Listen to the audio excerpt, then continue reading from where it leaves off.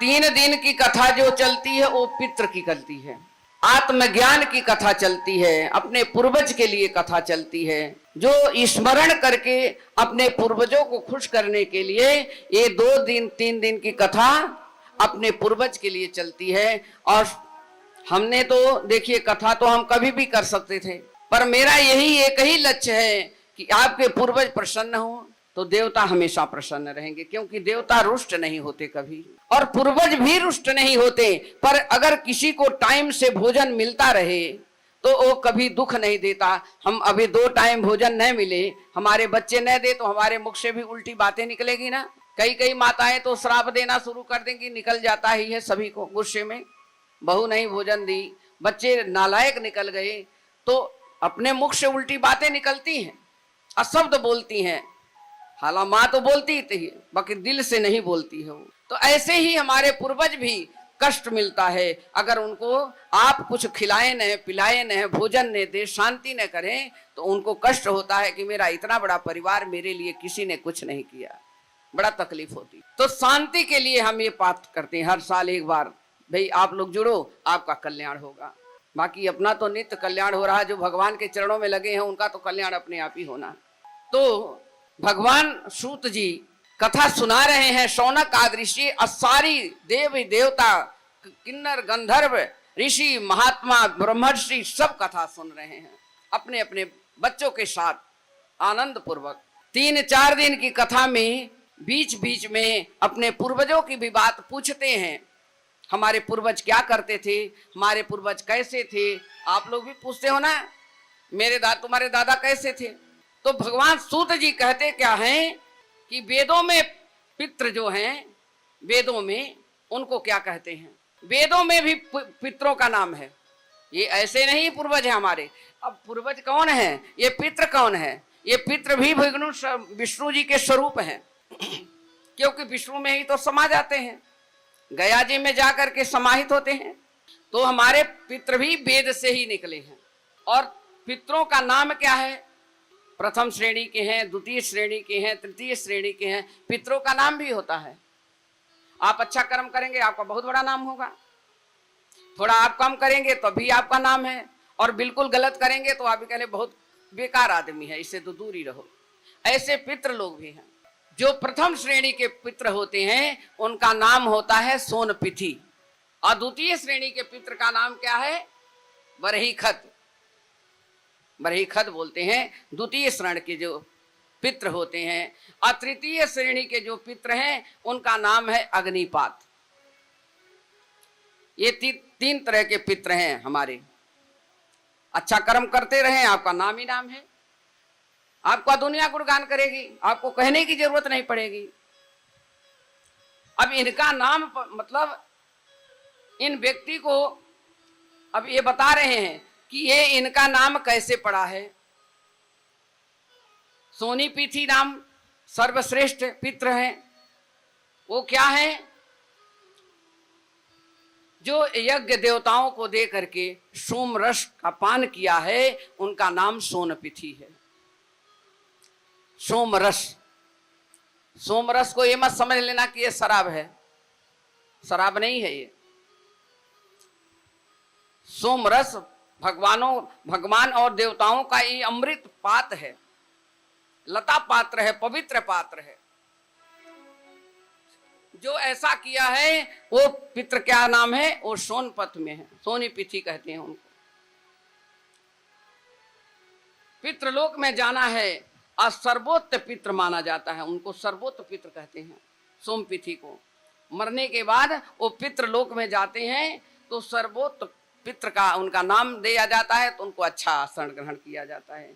ये इस पर आसन रखिए, आपका नाम बहुत बड़ा है, आपने बहुत कर्म किया है, आप बहुत अच्छा कर्म करके आए हो, सोनीपीठी। और बरहीखत जो हैं द्वितीय श्रेणी के हैं। जो मनुष्य छोटे मोटे यज्ञ करते हैं, घृत का यज्ञ, तिल का यज्ञ, अपनी आहुति डाल देते हैं, उनका नाम है, वो मरने के बाद वो बरहीखत पितृ बनते हैं, उनका द्वितीय श्रेणी में नाम आता है।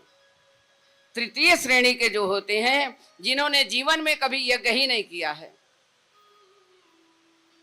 कभी यज्ञ की आहुति नहीं दी। बहुत लोग हैं भगवान को नहीं मानते हैं, अग्नि को नहीं मानते हैं, देवताओं को नहीं मानते हैं। बहुत हैं संसार में, ऐसी बात नहीं है भाई। अगल बगल पड़ोस में ही बहुत कुछ है, सब कुछ हम ही हैं और कुछ नहीं। जिन्होंने बस अपने शरीर की आहुति दी है। शरीर की आहुति देने का मतलब क्या है? शमशान भूमि पर गए और अग्नि लगा दिया गया, जल गए, कुछ जीवन में किए नहीं हासिल, तो उनका नाम है अग्निपात। ये तृतीय श्रेणी के हैं। इसलिए कुछ न कुछ अपने आप से करना चाहिए। जिसने जीवन में कोई यज्ञ नहीं किया, वो मरने के बाद अग्निपात पितृ बनता है। सोम रस पवित्र लता है, और देवताओं को जो लोग पिला करके पीते हैं वो पवित्र हैं, और वो सोम पीठी होते हैं पितृ में, वेदों में, ये वेद से है।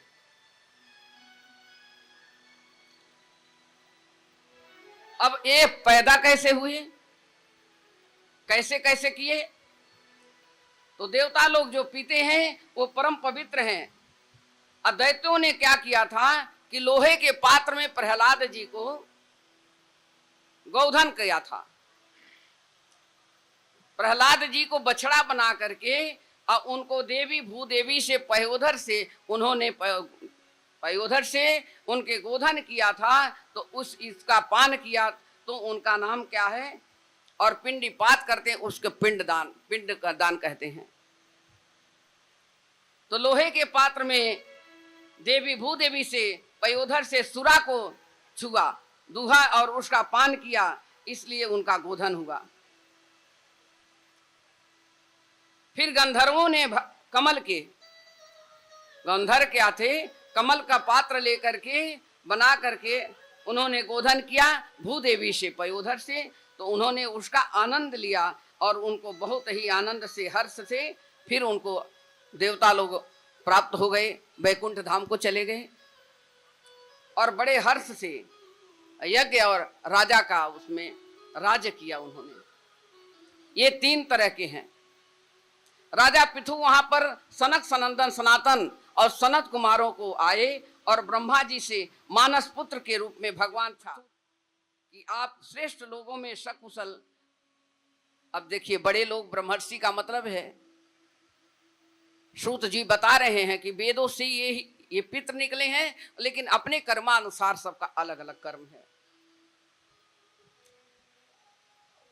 अब ब्रह्मा जी के मानस पुत्र वहां भगवान प्रभु से उनका पूजन किया। वहां पर आकर के कहते हैं कि आप अब जो बड़े अपने से बड़े आते हैं, अपने से बड़े हों, अपने से श्रेष्ठ हों, तो उनसे ये नहीं कहना चाहिए कि आप कैसे हैं, वो आपसे श्रेष्ठ हैं। आप उनके चरण में पड़े जाओ, उनका आशीर्वाद लो, ये मत पूछो कि आप कैसे हैं। सकुशल हमारा नहीं, हम नहीं पूछ सकते, वो हमारा पूछें तो हमारा वैकुंठ हो जाता है। सत महापुरुष बड़ी भाग्य होती है, तब जाके दरवाजे पे आते हैं। तो हम पूछने सकुशल क्या होते हैं? हमारे पास कुछ है नहीं, हम तो आशीर्वाद लेने के लिए उनके पास जाएंगे।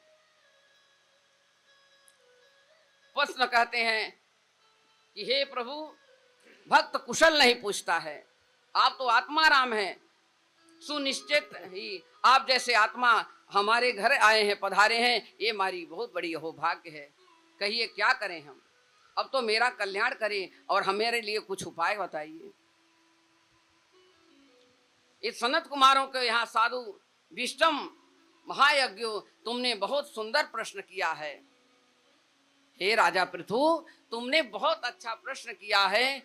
भूलोक में, देवलोक में और यहाँ तक आज तक कोई इसलिए ऐसा प्रश्न नहीं किया है कि हमारे जीवन को और आगे जीवन आने वाला है और कलयुग में आने वाले जो मनुष्य हैं वो कैसे क्या उपाय किया जाए जो सब सुखी हो जाए। आपने तो पूरे भूमंडल के लिए पूछा है। राजा पृथु से कहते हैं, कौन? आत्मा राम ब्रह्मर्षि हैं। महाराज तुमने तो बहुत प्रश्न किया। अच्छा, सर्वभूतो हिताय आत्मनः, सर्वभूतो मतलब पूरे पृथ्वी का हित के लिए आपने प्रश्न किया है। समस्त प्राणियों का कल्याण पूछ रहे हो। तो सनत कुमारों से कहते हैं कि देखो, सज्जनों का संग करो, महापुरुषों का संग करो, जहां कथा वार्ता है वहां पर बिना बुलाए जाना चाहिए। ये नहीं कि मेरे पास निमंत्रण आएगा तब हम जाएं, वहां तो बिना बुलाए चले जाओ, चाहे किसी की कथा हो रही है। कथा तो भगवान की हो रही है ना, आपसे दुश्मनी लग रही है, लगने दो। कोई हंस रहा, हंसने दो। अभी कलश यात्रा हो रही थी, थोड़ी सी छतरी फंस गई, हमारे पड़ोसी ताली पीट पीट करके हंस रहे थे। तो उनके भाग में हंसना है तो हम क्यों रोए? हम क्यों रोए भाई? ये तो होता रहता है, छोटी मोटी बातें हैं, कोई हंसता है, कोई रोता है, कोई आता है, कोई जाता है, उसके पीछे छोड़ दो, आगे बढ़ो, आगे। सज्जनों का संगत करो। कहते हैं कि सज्जनों का संगत करिए और अपने कल्याण के का साधन लीजिए, इसलिए आपने सत्संग करिए। पुराण में लिखा है, बिन सत्संग, अपने तुलसीदास जी रामचरितमानस में कहे हैं, बिन सत्संग विवेक न होई, राम कृपा बिनु सुलभ न सोई। बगैर सत्संग का कभी विवेक नहीं होता है।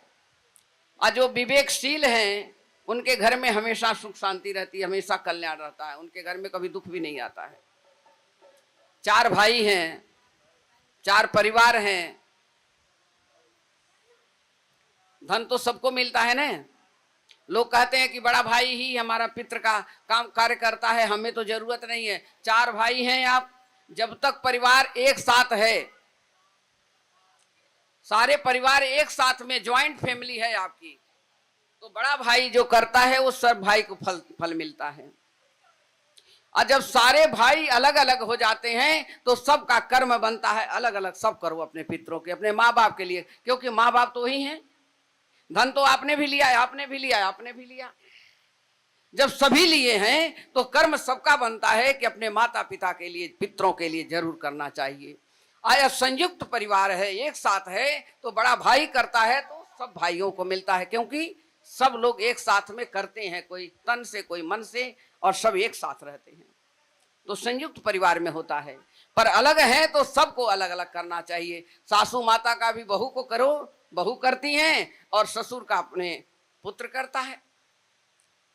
अलग हो गए हो तो अलग हो गए तो आपकी रसोई अलग हो गई, तो फिर अपने माता पिता के लिए करिए, सभी करना चाहिए।